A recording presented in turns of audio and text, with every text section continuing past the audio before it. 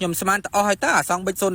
ឥឡូវមិនទាន់អស់ទៀតនៅមួយចុងក្រោយគេទៅដឹងព្រោះអីខានធ្វើប្រហែលឆ្នាំហើយចូល2 3ឆ្នាំហើយនេះអាសងបិចពីមុននិយាយពីថាធ្វើញឹកនោះញឹកព្រោះតែវាសបោឥឡូវវាអស់អាលីងទៅណាវាសល់មួយតាមភូមិសងមានទៀតអញ្ចឹងម្ដុំទឹកដីខ្ញុំប្រហែលជាមានមួយនឹងទេមើលទៅហើយបើសល់មួយនឹងហើយមួយនឹងវាទុតទ្រោមទៅទៀតកញ្ចក់កុងទ័រក៏បែកអាវក៏បាត់អាវក៏បាក់បែកអស់អាលីងទៀតកែបក៏ខ្ទេចតែក៏បានម៉ាស៊ីនវាស្អាតយងម៉ាស៊ីនវាមិនទាន់ដោះនៅស្អាតសំណុំរបស់វាអញ្ចឹងម៉ូតូនេះមិនមែនម្ចាស់គាត់យកមកធ្វើផ្ទាល់ដៃទេគឺមានជាងគ្នាឯងគាត់ទៅទិញពីគេគាត់យកឲ្យខ្ញុំជួយជួសជុលព្រោះអីគាត់អត់មានម៉ាស៊ីន scan ពិបាកធ្វើតិចពួកអូតូឬក៏ពួកអាសងបិចនេះគឺត្រូវការម៉ាស៊ីន scan មើលកូដកំហុសរបស់វាសិនអញ្ចឹងអាសងបិចនេះដែរមានបញ្ហាទៅលើបិចសាំងវាប្រកាសមែនតែនហើយគឺវាផ្ដល់សញ្ញាឲ្យយើងមើលឃើញនៅលើកញ្ចក់កុងទ័រតែម្ដងគឺវាមានកូដ12ដងអានកាត់ភាសាអង់គ្លេសថា INJ បិចសាំងវា error វាខូចឬក៏វាមានបញ្ហាអ្វីមួយឬក៏ដាច់ខ្សែរលងឌុយអញ្ចឹងមិនបាច់បងអង្គយូរទេយើងទៅដោះមើលបិចតែម្ដងទៅថាតើបិចហ្នឹងវាមានមុខមាត់យ៉ាងណាបានជាម៉ូតូហ្នឹងជិះមិនកើតសោះហើយនឹងលូតកូដ12ដងអញ្ចឹងបិចនេះខ្ញុំមិនទាន់លាងវាទេខ្ញុំសាក់បិចថ្មីរបស់ខ្ញុំតែម្ដងបិចស៊ីនកាប់សាច់បាច់លាងនំវែងឆ្ងាយតែឲ្យដឹងសិនថាតើវាមានបញ្ហាបិចឬក៏បញ្ហាអ្វីផ្សេងព្រោះអីតាំងពីខ្ញុំចេះធ្វើម៉ូតូមកខ្ញុំជឿថាដូចជាបិចងាយខូចទេភាគច្រើនខូចម៉ូទ័រ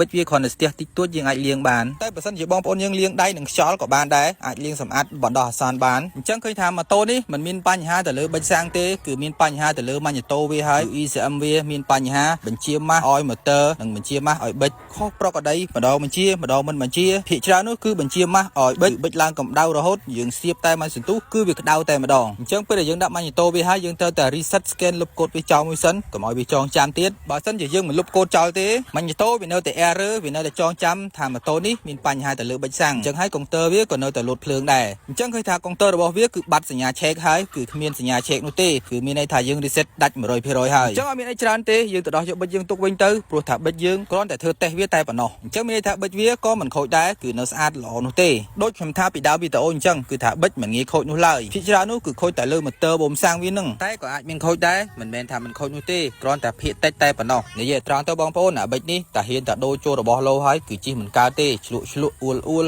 ជិះមិនកើតតែម្ដងអញ្ចឹងឃើញថាម៉ូតូនេះខ្ញុំជួសជុលរួចរាល់ហើយខ្ញុំនឹងដេកធ្វើតេស្តវាសិនថាតើម៉ូតូនេះមានភ្លើងម៉ូស៊ីឬក៏អត់អូខេបងប្អូនមានភ្លើងហើយអញ្ចឹងទៅមើលម៉ូទ័របូមសាំងទៀតទៅអូខេម៉ូទ័របូមសាំងក៏ដំណើរការដែរអញ្ចឹងធ្វើការដេកបញ្ឆេះតែម្ដងទៅ